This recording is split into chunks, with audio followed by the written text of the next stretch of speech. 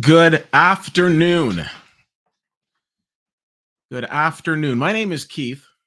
Thank you for taking the time to come by for this very impromptu chat. Um, Hope you're all doing well. So basically, over the last couple of days, there's been a lot of talk about the Academy Award nominations and specifically the quote unquote snub of Greta Gerwig and Margot Robbie. So I thought maybe that's something we can talk about. I also didn't do a deep dive into the nominations, and there's six categories that I've picked out that we can chat about. As we come closer to the Academy Awards, I'll do like a full on prediction. And I also wanted to talk about a movie that's being released widely across Canada this week called The Zone of Interest, which was actually my favorite film of 2023. And I wanted to have a little chat about that. If there's anything else that you want to talk about, by all means, throw it in the chat and we can definitely get to it. I'm always interested in getting people's response to the question of, do you prefer seeing movies in the theater or at home? It seems to be more and more it's at home, especially right now, considering the fact that a movie will land at a Cineplex or a Landmark Cinemas or whatever theater, and several weeks later, like literally 3 to 4 weeks later, it'll be available on a streaming service at home. So, how important is that 3 to 4 weeks to you? So, I'd be interested to hear people's thoughts on where they prefer to see their films. Anyways, so I wanted to start off, and I guess what I will start off with is in this chat is talking about the whole snubbing, if you will. Um, Now, anytime I think about the Oscars, I always have to go back to a conversation that I had with somebody back in high school. A bunch of us were sitting around talking about the Academy Awards. We're talking about movies, and this guy Cameron came along and he said, "I'm not really interested in the Oscars." And his reasoning, I really appreciated it. He said, "I don't need the Academy Awards to tell me who I should like." I mean, it's fair. Um, I think about the Academy Awards and the history of the Academy Awards. My favorite movie of all time is right there. It's Heat with Pacino, De Niro. I love it. There's a poster of it behind me on my wall. It won no Academy Awards. Wasn't nominated for any, didn't win any Academy Awards. Not an Academy Award winning film, but it's my favorite film. And I know a lot of people enjoy it. There's this little movie called The Shawshank Redemption. Shawshank Redemption was nominated for, I believe, 7 Academy Awards. It didn't win any. Now, does that take away from Shawshank Redemption? No. The year that Shawshank Redemption won, a movie called Forrest Gump won Best Picture. So if you're a big Forrest Gump fan, you're like, this is amazing. And that's fine. Shawshank Redemption, however, is on, I think, most people's top 10 list. I believe IMDb, at least up until recently, had it listed as the best movie of all time. No Academy Awards. The list goes on. Alfred Hitchcock, famous director, never won an Academy Award. Citizen Kane, widely regarded as one of the top movies of all time, didn't win the Academy Award for Best Picture. In the theater every time. Jeremy, hi. Thanks for coming on in. So all that being said is that we have these different films that have been, you know, vilified and talked about how phenomenal they are, but they didn't get the quote unquote Academy love. So I don't necessarily know if that takes away from it. Um, Now, in regards to Barbie specifically, to me, I look at Barbie as an event, and Barbie was this huge cinematic event that took place, of course, this past summer. For this past summer, during the months of July and August, I couldn't go to the theater and not see A Sea of Pink, and it was incredible. Now, when I think about movie events, they don't come along that often. And I'm going to give you an example or some examples of different events that have taken place over the last, several years when it comes to movies. Something like Sex in the City to me was an event. You've got all of these people who love this HBO show. Finally, it's coming into a movie form and people are going to get a chance to see it. I remember being at the theater, seeing all of these women dressed up in their nicest outfits. They're talking about either before or after the movie, going and having their cosmos. People turned up for that event. Over 400 million at the box office for that movie. Then you've got a movie like 50 Shades of Grey. Of course, a lot of people were big fans of the book. And again, as soon as the book comes to screen, people are turning up and they're excited for it. I remember being there with a colleague and it was kind of like a double date and I'm sitting beside his girlfriend and that was an awkward moment as we're watching this whole S&M movie. How do you do, and it's like, "Oh, so how did you two meet?" Anyways, that being said, it was an event. Crazy Rich Asians is another movie that comes to mind. Here is a movie that has a group of people that we don't usually see on screen in a leading role capacity, at least not at that time, and tons of people are showing up. Those are examples of events, and they're huge, but it doesn't necessarily mean that an event is going to be an Oscar darling. Now, where I look at Barbie, when you look at the amount of money that Sex in the City, 50 Shades of Grey, and Crazy Rich Asians made, Barbie eclipsed the three of them combined. It was something. So when the Academy Award nominations come out, and I'm going through that, I'm going through them, I'm looking at them. Do I think that the two ladies, Greta Gerwig and Margot Robbie, were snubbed? Well, first of all, we have to acknowledge the fact that they actually were both nominated. Barbie was nominated for Best Picture, and as a producer of that film, Margot Robbie then gets a nomination for that as well. And also Greta Gerwig got a nomination for screenplay for writing the script for the adapted screenplay category with her and her partner Noah Baumbach.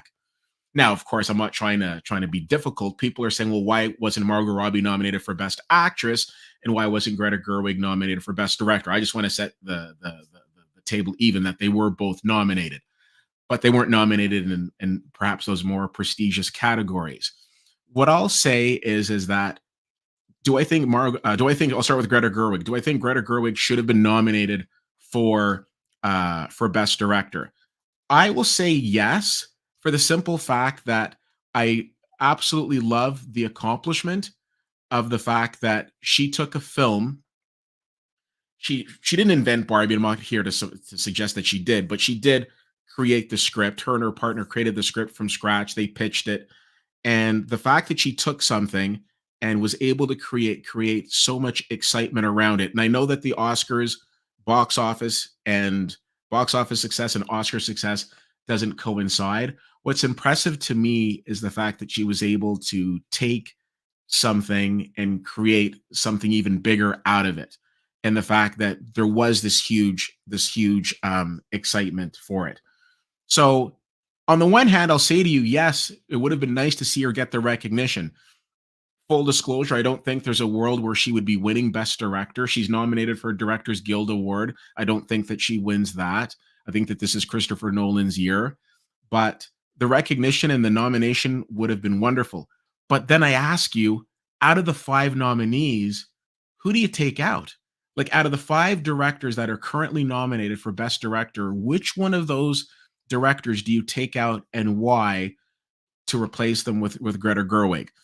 It's unfortunate because other awards shows like the People's not the People's Choice, excuse me, the Golden Globes and Critics' Choice Awards have multiple nominees, whereas the Oscars have stayed pretty true on the five. They expanded the Best Picture list from 5 to 10, and that was part and parcel because of The Dark Knight, because of the fact that they got to the point and they said, well, we need more representation with films in terms of more than just five. I've said that I feel that Barbie is getting the superhero treatment, which is that here's a movie that Barbie is, for all intents and purposes, a superhero movie. Here's a movie that has done very well, is extremely popular, but doesn't necessarily translate to Oscar success. The movie Black Panther, which ironically enough had close to the same box office that Barbie did with a 1.4 billion. I think Black Panther had like 1.3 billion. There are a lot of similarities here. So with Black Panther, you had a movie that was the first Marvel film that was nominated for Best Picture, as Barbie's nominated for a bunch of technical awards, as Barbie is. And it's probably going to win some awards, as Barbie is. But Ryan Coogler, who directed it, wasn't nominated. Chadwick Boseman wasn't nominated for that particular role. So it is very much getting that superhero treatment. So there is a disconnect that the Oscars have with the box office success and being able to say, hey, we want to recognize the director of that versus just the overall commercial sorry the commercial success, the box office success versus the critical appeal. So that I think there is where the challenge lies. So while I see a lot of posts about there being a snub leading into the nominations on Tuesday, when I'm looking at different trade magazines and I'm looking at different known, like, legit predictors of the Academy Awards, none of them had Margot Robbie nominated. None of them had for Best Actress, and none of them had Greta Gerwig nominated for Best Director. So, in my heart of hearts, would it have been nice to see her nominated, Greta Gerwig specifically, for Best Director? Absolutely. It's weird. You're looking at the top movie of the year from a box office standpoint was Barbie. The director's not nominated. But at the same token, I also say, or I also ask, of those five nominees, who do you take out and why? Um, it's a tough one. Um, so if anybody wants to jump in with any comments in terms of, do they think that that Margot Robbie and Greta Gerwig were snubbed, by all means, let's have a chat about it. I will say the Margot Robbie one was interesting because when I saw Annette Bening there, and again, let's be clear, anytime we're talking about a snub, it's personal, right? In terms of, I mean, obviously it's personal, the person who got snubbed, but when I mean it's a personal opinion, some people might have seen Nyad and thought, oh, this is one of the best movies of the year, and Annette Bening definitely deserves to be nominated. I'm a little surprised that Margot Robbie wasn't nominated for Barbie in place of Annette Bening. That being said, I still think the race comes down to Lily Gladstone for Killers of the Flower Moon, and Emma Stone for Poor Things, regardless of Margot Robbie's inclusion or not. So we'll see we'll see what happens there. Um, Now, it's again Jeremy coming in with, I don't think they were snubbed. And again, there's no right or wrong answer here. It's an opinion. A lot of people felt very strongly, and like I said, I don't know if people realize, and I don't mean this from a condescending standpoint. I don't know if people realize that both ladies were nominated. They were just nominated in other categories. So, but we'll briefly talk about Best Actress in just a little bit. I want to move on, and I want to talk about a film that I saw at the Toronto International Film Festival back in September. It is now getting its Canada-wide release. It was one of these slow roll releases, and it's called The Zone of Interest, and it's directed by Jonathan Larson, a British filmmaker.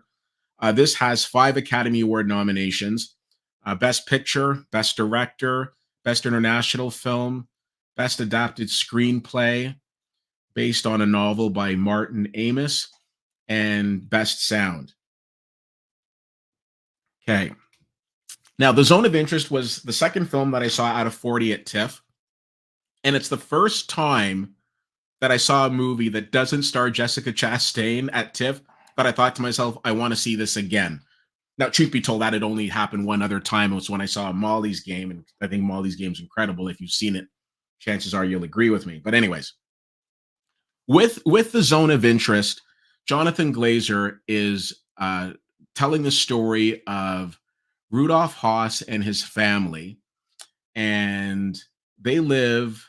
Well, he's the first of all, he's the commandant of the Auschwitz camp, and they live right next door to the camp. So they live right next door to where all of these atrocities are taking place, but we don't see any of the horror that happens. what Glazer is focused on is the family. We're seeing it completely from their point of view, and we're seeing them as they go about their day. Now, what's interesting about that is, and this is why sound is such an interesting part of this film, because the sound lends itself as its own character. We hear things that are going on the other side of the fence, but we don't see them. So, for example, gunshots every now and then, screams every now and then. We'll see a train coming in, and we'll see the smoke over the fence, and we know who's on the train. We'll see the burning flames next door and things of that nature. But again, the entire time the focus is on the family. Now, what excuse me, now what Glazer is doing in the film is he's not humanizing the family, not by any means. He's not sitting back and wanting the audience to say, "Hey, look at how wonderful and nice these people are." What he's doing is he's showing us evil at its purest form from a completely different point of view. Usually in a film, we've got the perspective of the protagonist, and then the bad guys on the other side, and we're tracking down the bad guy. No, this whole film we're looking at it from that point of view. But I think one of the things I always say Larson, excuse me, what Glazer, no, it's not Rent. What Glazer is doing, that's so profound in this, is that he's holding up a mirror and saying, okay, this is what evil looked like back then, but now if we look at it today, has it changed? And if so, how? So this is a film that I think really fosters conversation. This is a film that at times can be difficult to watch because, again, not that he's showing us any specific atrocity, but you know what's happening. And sometimes when it's in your mind, it's even more haunting. The performances of Christian Friedel and Sandra Huller as the patriarch and the matriarch of this family are chilling. Some of the conversations and just some of the things that they say in like just like their typical day, it's just horrific. The cinematography is absolutely gorgeous in this film. The score is haunting.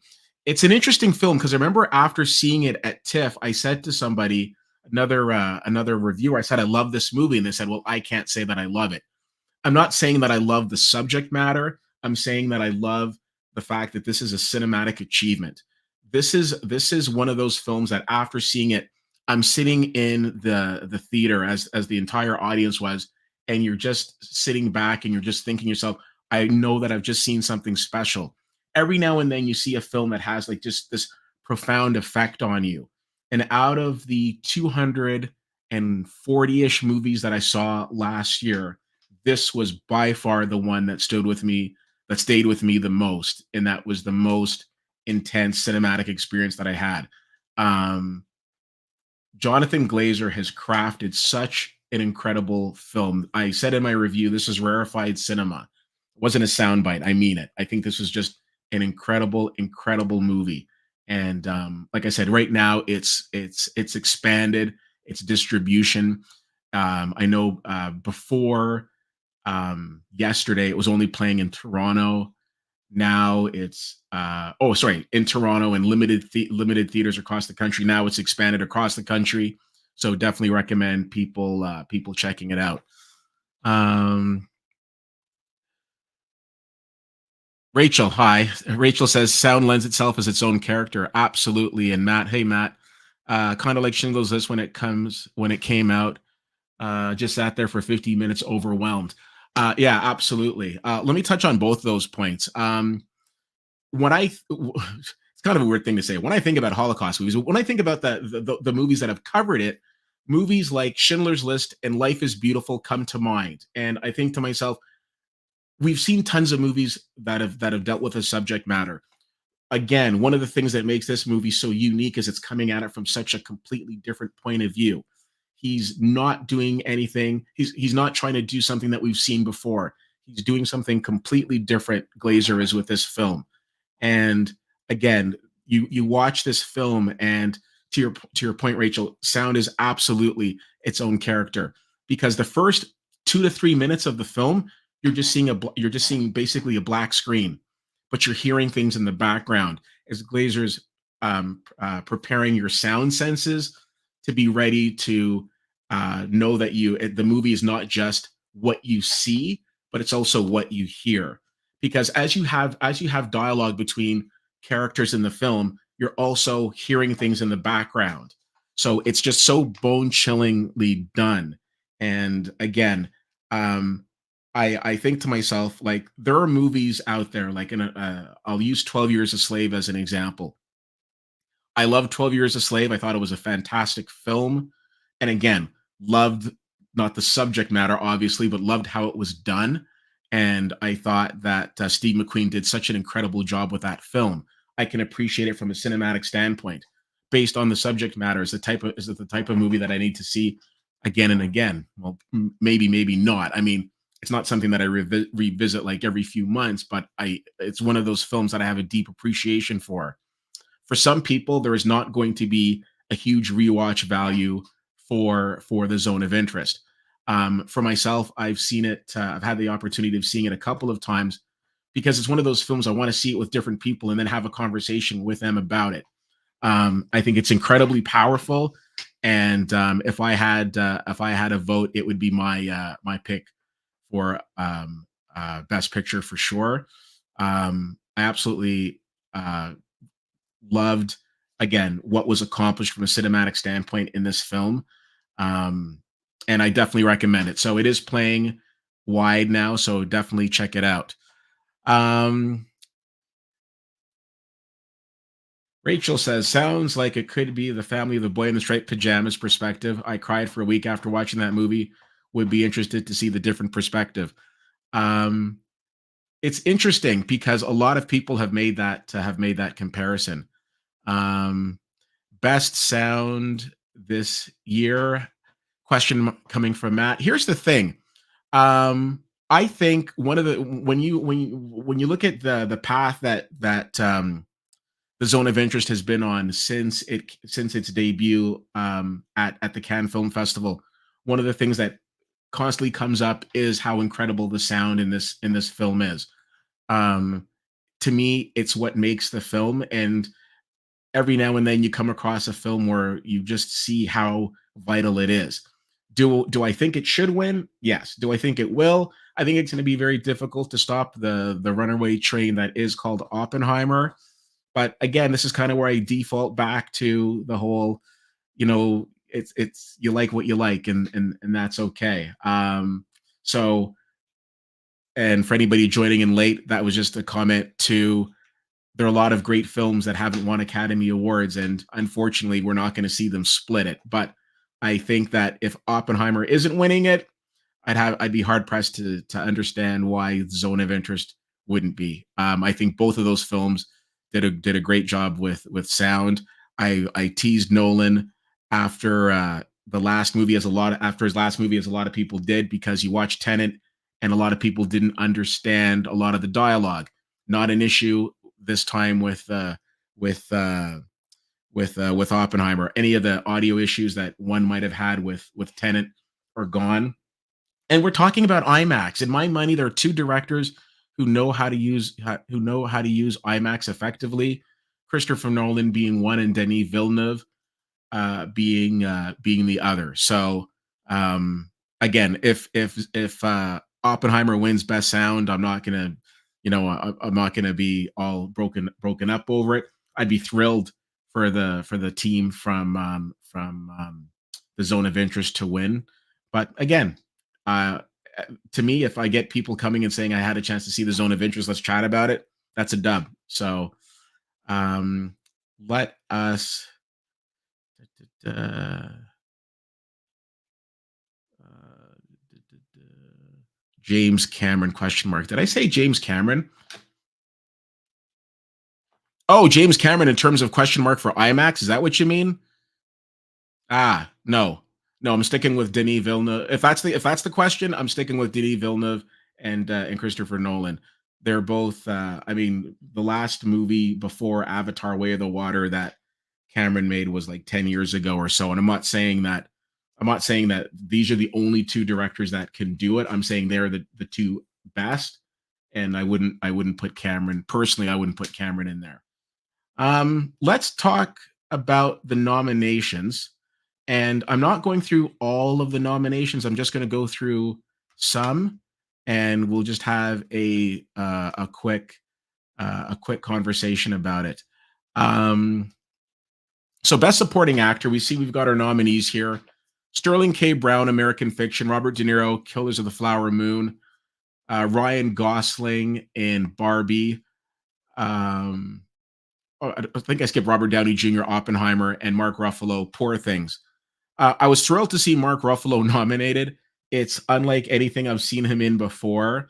You can blame Yorgos Lanthimos for it and his creativity for that. I know there's a bit of an uproar with Ryan Gosling being nominated. Shouldn't be a surprise. He seemed to be nominated for everything along the way.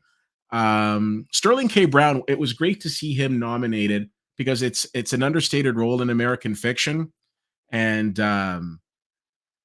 as somebody who's already won the Emmy, it's nice to see him getting that Oscar love.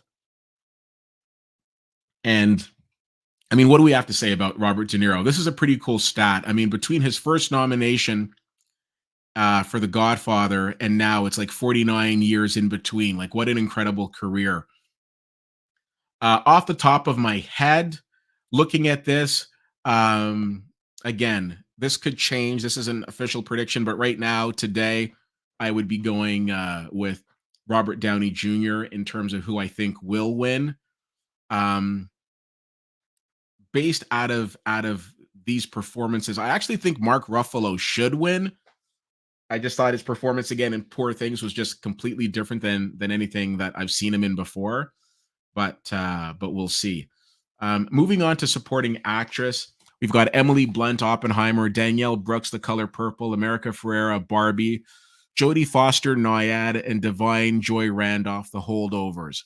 Now, when you're looking at this category, I actually would probably have been fine with taking out America Ferrera for Barbie and Jodie Foster for Nyad, and I personally would have replaced them with Sandra Huller for The Zone of Interest and Penelope Cruz for Ferrari. I thought Penelope Cruz was the best part of Ferrari, quite frankly. Um, but looking at this category, Emily Blunt I thought was fantastic in Oppenheimer. Danielle Brooks was great in The Color Purple, but I really feel that the award is going to go to Devoyne. Devoyne, what the heck is wrong with me? Divine. She's not Devoyne. She's just Divine. Divine Joy Randolph for The Holdovers. It was a very beautiful, sweet film that gave me Scent of a Woman vibes, specifically with the relationship between the teacher and the student. Um, I thought Divine Joy Randolph's character was fantastic in this film. Her portrayal of her was great, and I think she is the one to beat in this category. Moving on to Best Actor. So this is an interesting one. We've got Bradley Cooper in Maestro, Coleman Domingo in Rustin, Paul Giamatti in The Holdovers, Killian Murphy in Oppenheimer, and Jeffrey Wright in American Fiction. So we've got several films that went through TIFF here with Rustin, The Holdovers, and American Fiction. And I always mention that because I always think that that the Toronto Film Festival does have like a bit of power here. Um, Killian Murphy's performance was great in Oppenheimer, and for all of the work that he's done with Nolan, it was nice to see him come out from a supporting role into a lead role, and I really liked the fact that he was given that opportunity. Um, now that Sorry, that's better. Now that being said, I don't think that he made Oppenheimer. I think what makes Oppenheimer is the filmmaking style of Christopher Nolan. Now, I think that this award will go to Paul Giamatti for The Holdovers. Matt saying in here longevity award, and that the part of that is true. I mean, he's been around for a very long time, delivering fantastic roles. I think of movies like Barney's Version and Sideways, and a uh, that old grifter movie that I really like, um, Confidence. Um, but I think that this is a well deserved award because his performance is what elevated this film. Bradley Cooper was fantastic in Maestro, but I don't think a lot of people saw it. Coleman Domingo, the first, I think it's the first openly gay Black Latino Academy Award nominee for lead actor. I thought he was great in Rustin. Coleman Domingo, don't sleep on this guy. His performances are so great, and he probably plays one of the most evil villains. Like you saw it in this year in The Color Purple. If you have the chance to see of seeing a film called Zola, which came out years ago, not too many years ago, but I think 2020, he was great in that. So definitely worth checking out and following his career. And Jeffrey Wright was great in American Fiction, but it was more comedic at times. But yeah, I think Paul Giamatti is the one to beat in that category. He can win the Oscar, go and grab some In-N-Out burger and call it a day. Um, Lead actress Annette Bening, again, a bit of a surprise for me here for Naiad. And Carrie Mulligan, I think, is always great. I think she should have won the Oscar several years ago for her role in Promising Young Woman. Unfortunately, that did not happen. And then that leaves us with Lily Gladstone with Killers of the Flower Moon, the first Native American woman nominated in the lead actress category. Emma Stone, who was fantastic in Poor Things. I think it's going to come down between the two of them. If I had a vote, it would be Sandra Hüller for her performance in Anatomy of a Fall. This is the film that took home the Palme d'Or Award at the Cannes Film Festival. It is it's an explosive look at the the disintegration of a marriage. So as much as the movie is looking at the investigation and the understanding of how this man ended up dying, it really focuses on the the um the disintegration of this marriage and how it all came apart. And about halfway through the movie, there is this scene which is just a masterclass in acting, and Sandra Hüller is just so incredible in this film. The funny story about Anatomy of a Fall the um, is that France actually didn't submit it as their international choice for best international film. It was a movie called, I think it's called The Taste of Things or something like that, and that didn't get nominated. Whereas Anatomy of the Fall would have been nominated, but it would have been an interesting talking point between that and The Zone of Interest. Anyways, it's nominated for Best Picture. It deserves to be there. Fantastic film. If you haven't had the chance to see it, it's on streaming services right now. So definitely go and check that out. Brings us to Best Director. And again, this is such a solid category. Jonathan Glazer, The Zone of Interest, Yorgos Lanthimos for Poor Things, Christopher Nolan, Oppenheimer, Martin Scorsese, Killer of the Flower Moon, and Justine Triet for Anatomy of a Fall. Christopher Nolan was working on a budget of 100 million and Scorsese on a budget of 200 million. The Zone of Interest, I believe, was made for about 15 million and Anatomy of a Fall for maybe about 10 and Poor Things for about 35. I mean, if we're talking about who's got what to play with, I think that matters. I'm thrilled that Justine Triet is nominated here.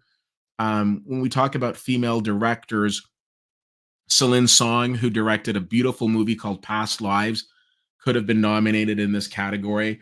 Past Lives was one of the best films, in my opinion, and a lot of people's opinions of 2023. Now, in regards to who's going to win this, well, it's going to be Christopher Nolan. Um, Admittedly, I don't think this is Christopher Nolan's best work, and I don't think that this is the best directorial achievement out of this list of five with Oppenheimer. But I do think that with the Academy Awards, you get to a point in your career where people stop and they say, "Hey, wait, you've never won an Oscar before?" And next thing you know, then you're winning an Academy Award. Don't get me wrong, I don't think this is a gift in the sense that he doesn't deserve it. Oppenheimer was a fantastic movie. I just think there were other movies that came out in 2023 that were better. But that being said, I think Nolan's done a lot that that warrants this, where people aren't going to have an issue with it. I'll give you an example. Denzel Washington won the Best Actor award for Training Day. He'd already won the Best Supporting Actor award for Glory, but specific to Best Actor, he had never won it until his performance in Training Day. You would be hard pressed to come across somebody who's familiar with Denzel Washington's filmography who would say that Training Day was his best role. I don't think it was, but I also think we got to a point when the world was off balance and we thought to ourselves, wait a minute, you mean to tell me that Denzel Washington, one of the greatest living actors, has never won a lead actor trophy? I think Christopher Nolan is one of the best directors working right now. And the fact that he hasn't won a best director trophy is odd, and I think this is going to be the year that he wins it. Um, I think that all five of these directors put out extremely strong work this year, but I think again this is going to be Nolan's year, which then brings us to Best Picture. American Fiction, which of course won the People's Choice Award at the Toronto International Film Festival. Anatomy of a Fall, which won, as I mentioned, the Palme d'Or Award, which is the top award at the Cannes Film Festival. Barbie, which won the box office. The Holdovers, Killers of the Flower Moon, that epic saga from Martin Scorsese. Maestro, a movie that reminds us if um, A Star Is Born didn't, how incredible Bradley Cooper is behind the camera. Oppenheimer, Past Lives, which I mentioned, which is directed by Celine Song, which is just a very beautiful movie, and some people say probably the best love story film of 2023. Poor Things and The Zone of Interest. First of all, make sure you see all these movies. You've got 10 solid movies here. Um, Again, no secret. If I had a vote, it would be The Zone of Interest. Your Oscar ballot should have Oppenheimer checked beside it. I think it's going to win best picture this year. I'm saying that today on what are we here? January 26th. The Oscars aren't until like the beginning of March. I might change my mind, but as of today, I'm going with Oppenheimer to win. So there you have it.